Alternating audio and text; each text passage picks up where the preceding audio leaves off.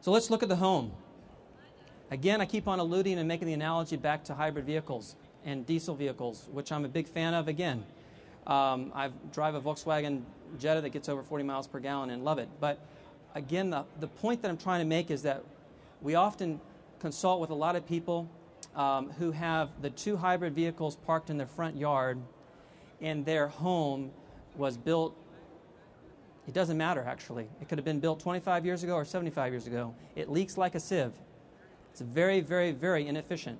And so if we're going to be conscientious about our lives and go around and argue that we're a very green individual, we not only need to buy that hybrid or that high-efficiency vehicle, but we need to make sure that our homes are efficient because they use more energy and contribute to more harmful greenhouse gases and so forth than our cars do. Again, this is just a schematic from the Department of Energy that highlights some of the leakage points in your building envelope. The envelope is the envelope around your house that's insulated. And of course, a few of us have probably taken notice to those recessed lights that most of us have. They're extremely inefficient, and those are some of those top exhaust arrows there at the top of this schematic that highlight the fact that there are all sorts of little holes in our homes. And if you add up all those cracks and all those leakage points in a home, a typical home has the equivalent of a 4x4 window completely open. So I would hazard to guess that no one would leave in the middle of the winter or the middle of the summer a 4x4 window completely open. That would, of course, be blatantly obvious to us that we need to close it. But in a sense, what we're trying to indicate to you is that all the leakage points in the home add up to that same equivalent. So again, a tuba caulk, some basic sound building science can help rectify that and actually save you a lot of money on your monthly utility costs. The next slide, again, highlights the fact in a typical home here in the Mid-South, we spend almost 50% of our utility bills just heating and cooling the house. So if you harbor back to that back slide, which I don't need to go to again, there's all those leakage points. You have a lot of air changes per hour in a home that's leaky like that, and you end up spending a lot of money heating and cooling air that's just being lost to the outdoors. And none of us, again, would keep a 4x4 window open. None of us would keep a 4x4 window open in the winter and the summer and then turn the air conditioner on or the heater on and then blatantly heat and cool the outdoors. And that's basically what we're doing. So that's a key category here to the right of that pie chart that explains that one of the first things we need to worry about is air leakage, but then, of course, addressing our heating and cooling costs and the efficiency of those systems. Another issue here is that consumers, homeowners ourselves, are becoming more conscious of the fact that utility rates are going up and they need to be more mindful of that investment or the continuing costs they incur every month. And so, fortunately, and I'm glad this is occurring, people are starting to ask, how efficient is this home? When someone buys a home, they're starting to ask, what are the average utility rates the past year?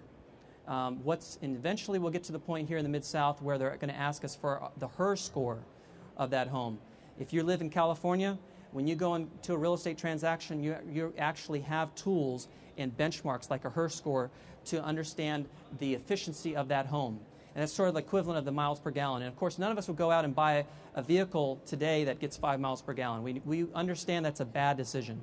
And the same thing is going to take place here as we transform the residential market, that people are going to start asking tougher questions about the efficiency of homes before they make that purchase. It's not all about the granite countertops and the hardwood floors. Nice features, of course, but we need to start being more realistic and practical about the performance of the home. And again, I alluded to this HERS index, and that's something that probably a few of you have heard about, but that's, again, a home energy rating score.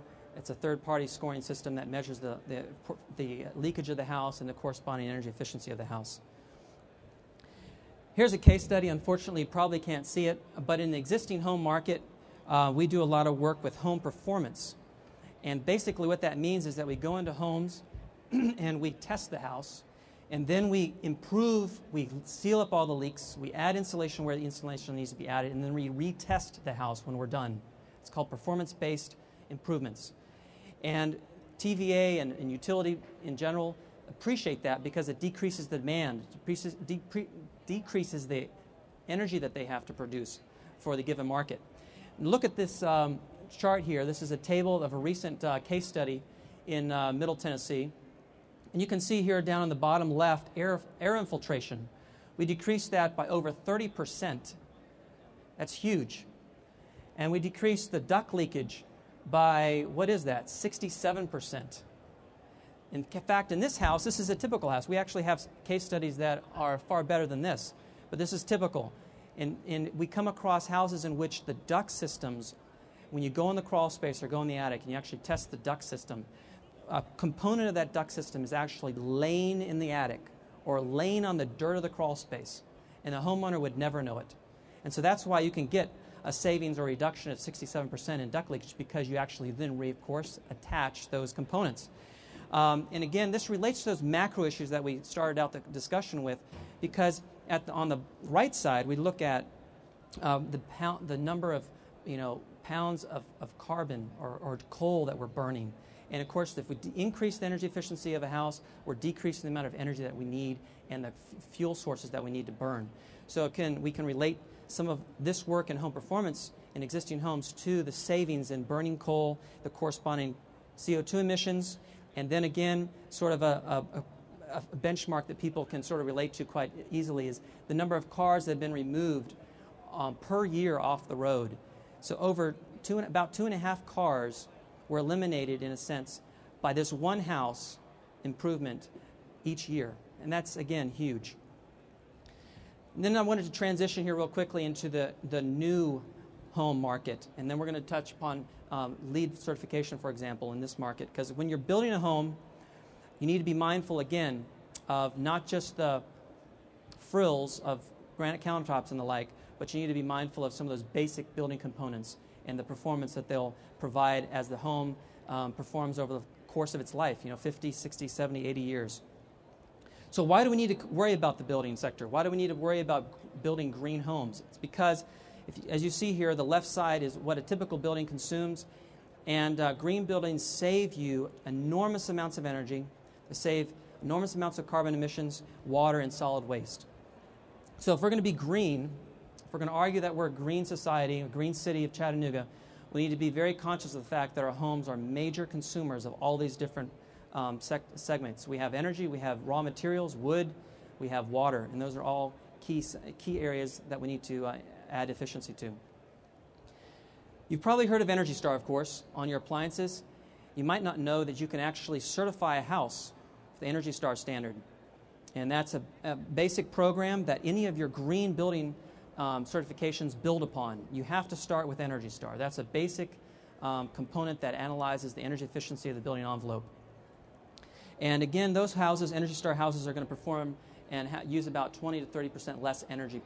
And that's not very difficult to achieve, and it's not very expensive to receive the certification process. And again, in other markets, like in California, on the West Coast, in the Northeast, all builders are building to the Energy Star standard. It's not a choice. The building codes are at or above that standard. And I hope and trust that we'll get to that point here shortly as well. So again, there are about 3 national green building standards. And again, as I indicated in the previous slide, they all build upon Energy Star. We're going to concentrate on the LEED for Homes program, but there's, of course, Earthcraft. Earthcraft is actually a green building program that's been out for over a decade. It's actually developed by South Face Institute in Atlanta, not so far from here, and they've actually been a contributor to developing the LEED for Homes program. So they've been a great resource in the Mid-South here. They're one of the premier building institutes in the U.S. And then NAHB, the National Association of Home Builders, has actually launched their green building program as well. So again, when you start talking about green building programs, I want you to keep in mind this breakout. Start with Energy Star, and then you can start adding some of these green building programs to that basic component. But you need to start out with the basics. And Energy Star just worries about energy, and that's where we need to start.